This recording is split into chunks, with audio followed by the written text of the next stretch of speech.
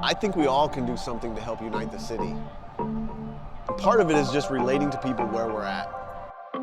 Unity isn't something that's abstract. It's as simple as a relationship. Walk for the person you don't know. Walk for the community you don't know, you don't see, you don't drive through every day. That's what's gonna make a difference. And that's what pursuing unity is all about. The reason we are out here is because we want to be about solutions rather than just complaining about problems. This was a test of endurance. And Pursue Scholars is the organization that gives people, young people, that push to continue to endure, to continue to go forth, and to continue to be everything that God has called them to be in pursuing their purpose.